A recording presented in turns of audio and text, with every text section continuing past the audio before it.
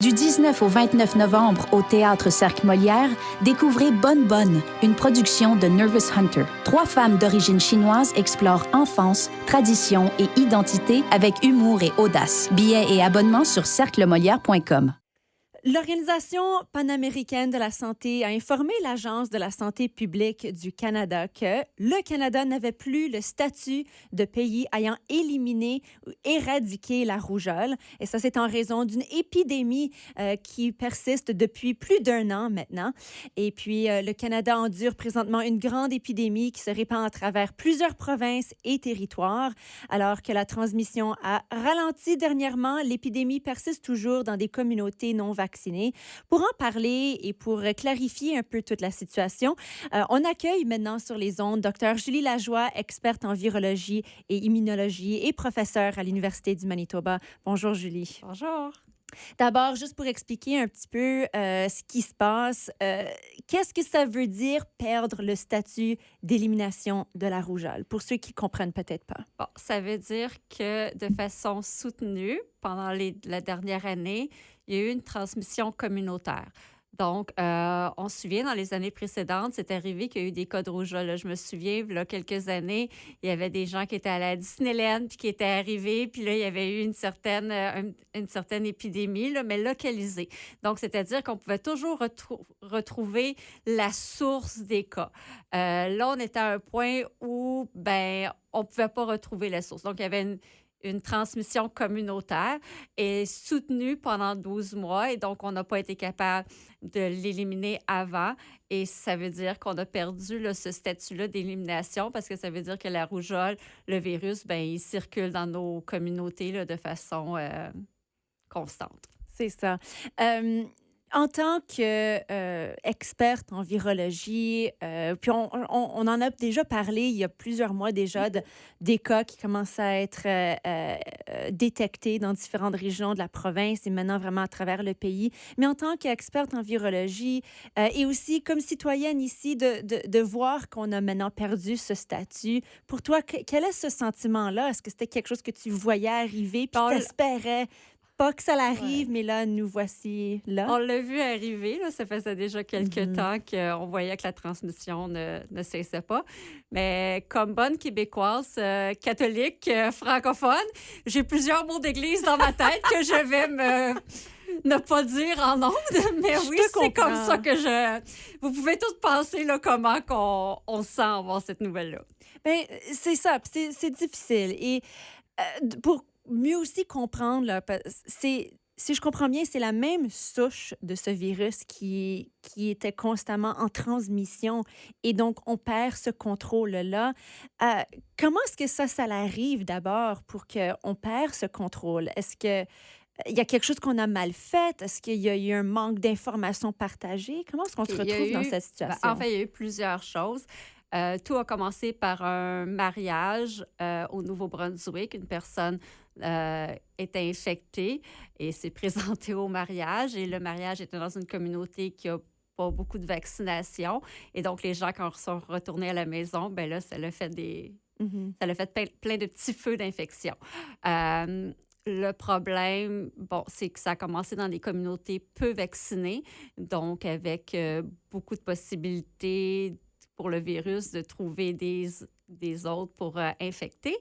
Et on est au Canada, malheureusement, là, les derniers chiffres que Santé Canada offre, c'est comme 2022, 2023. Et puis, on était autour de 82-85 là, de jeunes à l'âge de 2 ans qui ont reçu leur première dose de vaccination. Pour avoir une protection communautaire, il faut être au-dessus de 95 %. Donc, on était déjà beaucoup en deçà. Un déclin de la vaccination infantile, ça fait déjà quelques années qu'on le voit. Ça a progressé beaucoup avec le COVID pour plusieurs raisons. Manque d'accès à nos docteurs, à nos infirmières, mais aussi la désinformation. Et je crois qu'en général, la santé publique et les gouvernements n'en font pas assez pour contrer la désinformation. Il y a des gens comme moi qui on en fait un peu, mais on a un job à temps plein, là. Notre Exactement. job, c'est pas d'être sur TikTok, faire des vidéos, puis d'être sur Twitter, puis contrer, alors que ça prendrait vraiment, je pense, au niveau santé publique, gouvernement, créer des équipes qui, leur job est d'être sur Internet à contrer la désinformation, à faire des vidéos sur TikTok pour attirer les jeunes, sur Instagram, sur toutes les plateformes, parce que selon notre âge, ben, on va sur différentes plateformes. Je pense qu'on a besoin de ça. Et peut-être, comme en Europe, ils ont fait, commencer à réguler les algorithmes, parce que la désinformation, ça circule vite en petits pépères. C'est vrai. Mais ça, c'est les algorithmes. Donc, il faut travailler avec les réseaux sociaux pour essayer de les bloquer. Pendant un certain bout de temps, Facebook le faisait pour tout ce qui est la désinformation sur les vaccins. Ils ont malheureusement arrêté et on voit là, c'est comme une inondation de désinformation. Donc, il faudrait réintroduire certaines limites. C'est ça. Puis c'est pas toujours évident, c'est de trouver une solution pour retrouver un petit peu ce sens de confiance avec peut-être des gens qui, en ce moment, hésitent de se faire vacciner. Puis on voit ça non seulement avec les vaccins contre la rougeole, mais avec plein d'autres maladies aussi. On l'a vu avec la pandémie de la COVID-19. Donc, comment est-ce qu'on peut essayer de retrouver cette confiance-là? Comme tu le dis, essayer de peut-être faire des vidéos pour contrer la fausse information, mais aussi est-ce qu'il y a quelque chose qu'on peut faire pour être plus proche en direct avec les gens dans nos communautés pour avoir cette approche-là, pour leur expliquer voici pourquoi c'est bien de se faire vacciner et se protéger? Bien, ça va prendre plus de communication, aller rejoindre les communautés qui sont certainement sous-vaccinées. Au Manitoba, on a certaines communautés qui sont en delà du 50 %. Donc, on s'entend là, qu'il y a, il y a beaucoup de travail à faire. Donc, beaucoup discuter avec ces communautés-là. Améliorer l'accès pour avoir accès aux vaccins aussi, sur à peu près tous les vaccins. Donc, il y a ça. En ce qui concerne notre rougeole, là, on parle de la rougeole. Mais si vous suivez un peu le vaccin de la rougeole, est-ce qu'il y a juste le virus de la rougeole à l'intérieur? La rougeole, les oreillons et la rubéole. C'est les trois. C'est les trois. Donc, ça veut dire qu'on n'a pas la protection pour les oreillons et la rubéole. La rougeole, c'est notre virus le plus transmissible. Que ce soit le premier qu'on voit arriver, c'est pas surprenant. Mais il faut penser là, que la rubéole, les oreillons, ça s'en vient probablement. Donc, il faut faire un effort énorme pour aller vacciner le plus de jeunes possible. Le plus de mamans enceintes possible, qui ne veulent pas enceinte parce que c'est un virus vivant atténué. Donc, une femme enceinte ne peut pas l'avoir, mais s'assurer que nos jeunes femmes, moins jeunes aussi, là, on peut avoir des bébés plus tard, qui veulent avoir des enfants, sont bien vaccinés, sont bien protégés. Il faut peut-être penser à ramener la vaccination obligatoire pour commencer l'école, puis pas avoir 35 000 exceptions. Exceptions médicales, oui, mais à part ça, il faut penser que, oui, notre droit à nous-mêmes, mais notre droit aussi s'arrête quand la santé publique puis la santé des autres autour de nous est en danger. Avec le virus qui circule comme ça, si on n'arrive pas à mettre un frein à cette épidémie-là, oui, ça diminue présentement, mais dans certaines provinces, en Alberta, c'est toujours pas sous contrôle. Ici, au Manitoba, c'était toutes les semaines qu'on voit quelques cas, mais quelques cas, ça veut dire que c'est encore en transmission. Mais c'est nos petits bébés en bas de 6 mois qui sont zéro protégés, nos enfants qui sont immunosupprimés, qui ne peuvent pas avoir le vaccin, qui deviennent super à risque. Pourquoi prendre la chance, là? C'est ça. Faisons-nous vacciner. Moi, mes filles ont leur dose. Moi, j'ai mes doses. C'est la moindre des choses. Et puis, c'est un vaccin qui est sécuritaire. Il ne cause pas l'autisme. Il n'y a aucun lien. Donc, arrêtons d'en parler. Ça a été, il y a plusieurs études qui l'ont démontré. Là.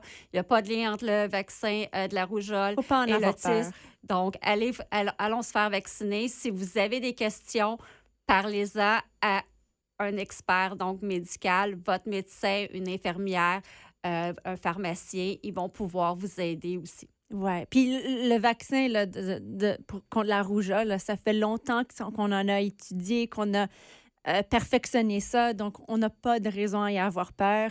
Et tu as un petit peu touché ça, mais étant donné que la rougeole était une maladie qu'on avait réussi à éradiquer il y a 27 ans déjà, mais qu'on se retrouve maintenant aujourd'hui à perdre ce statut-là, qu'est-ce que ça veut dire pour peut-être d'autres maladies qu'on avait réussi justement à éradiquer dans le passé, mais qu'on voit peut-être commencer à reprendre des traces ici au Canada? Oui, ben en fait, le seul maladie qu'on a vraiment éradiquée à l'échelle planétaire, c'est notre variole. Donc, il n'y a plus aucun cas de variole grâce à la vaccination.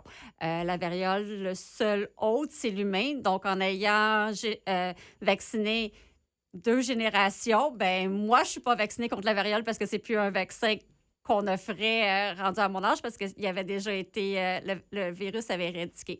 La rougeole, c'est un peu la même chose. C'est que c'est un virus qui, le seul hôte, c'est l'humain. Donc, techniquement, on peut l'éradiquer.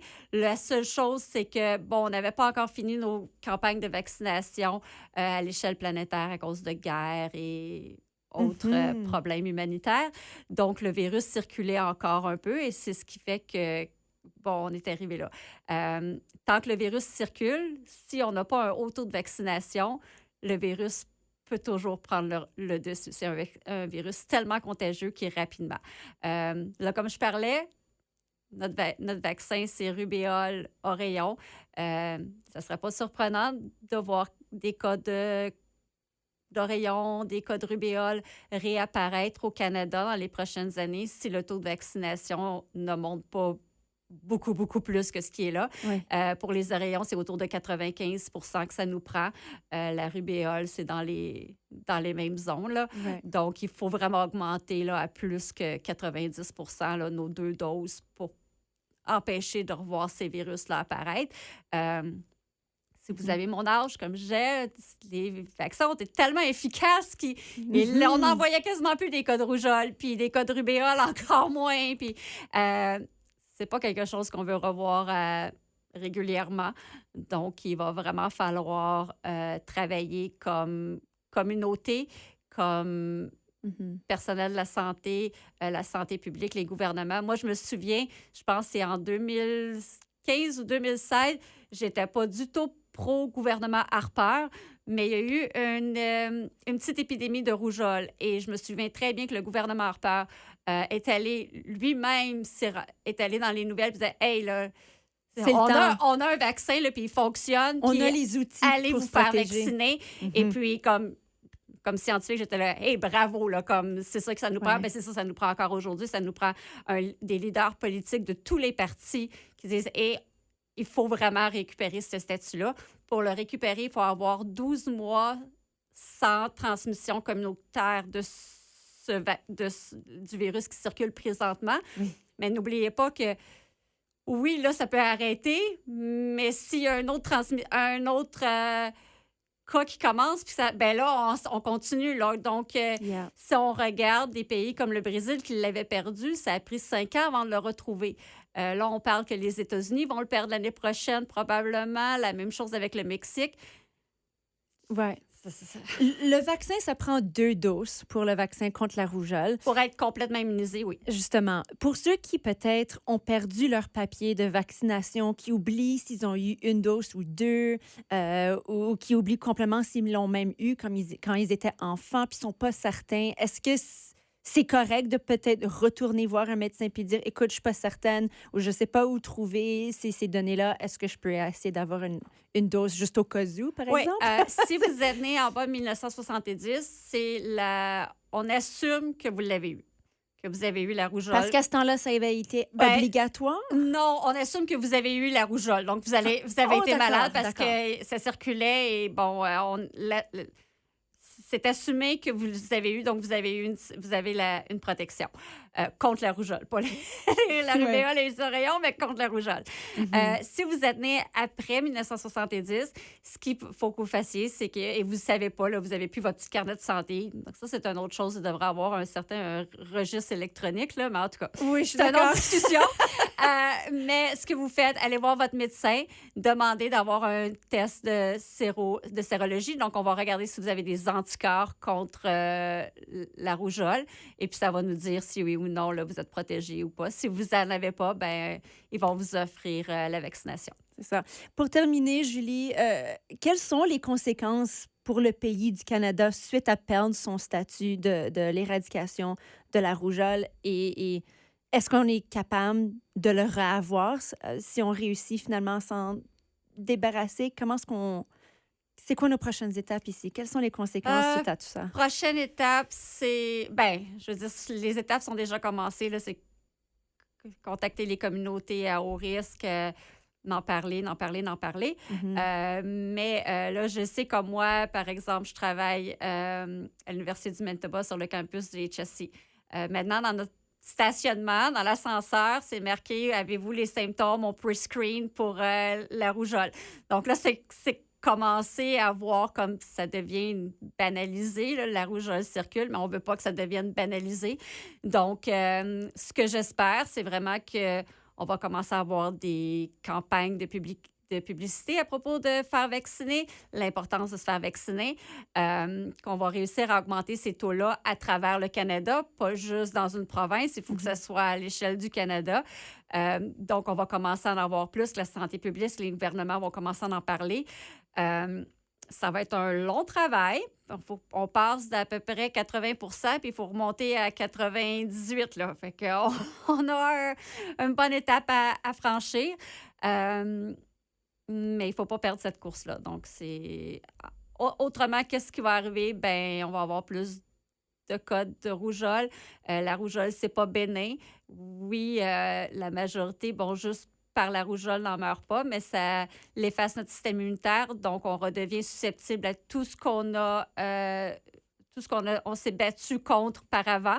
Donc, ça veut dire que si on a eu une maladie un peu plus grave, qu'on avait la façon de se battre, bien là, ça s'était effacé, puis si on redevient exposé, on est encore à haut risque. Comme je disais, nos bébés, nos personnes à immunosupprimées, le virus de la rougeole, quand on l'a 10 ans plus tard, peut se réactiver au niveau du cerveau, créer une inflammation. C'est mortel à 100 ça va être à suivre au Canada. Qu'est-ce qui va arriver là, dans les 7 à 10 prochaines années cause de ça? Et puis, ben, c'est sûr que là, probablement que d'autres pays vont commencer à mettre là, le fameux... quand on voyage, là, avertissement pour le Canada, qu'est-ce que ça va vouloir dire? Je ne suis pas certaine parce que, bon, j'étais pas née. Non, exact. Donc, je ne peux pas dire. D'accord. Eh bien, merci de nous clarifier tout ça, Julie. Et puis, c'est ça, j'espère qu'on va être capable de peut-être se rendre jusqu'au point où on va être capable de redire qu'au Canada, on est parmi les pays qui ont pu se redébarrasser de cette maladie-là et plein d'autres aussi, je l'espère, oui. Parce que c'est vraiment dommage de voir notre pays perdre ce statut-là. Ça ne devrait pas se passer comme ça et malgré tous nos efforts, si on regarde la liste des pays qui présentement ont des cas de rougeole, le Canada ne devrait pas être sur cette liste-là. Non. Et on ne devrait certainement pas être le pays avec presque le plus haut taux de nombre de cas. Ouais. On ne devrait vraiment pas être là. C'est un problème de désinformation, un problème d'anti-vaccination, un problème de confiance que certaines communautés ont envers le système de santé. Il faut vraiment, vraiment, vraiment, vraiment travailler là-dessus. Merci beaucoup, Dr. Julie Lajoie. Toujours un plaisir de t'avoir ici sur les ondes d'envol. De rien, ça me fait plaisir.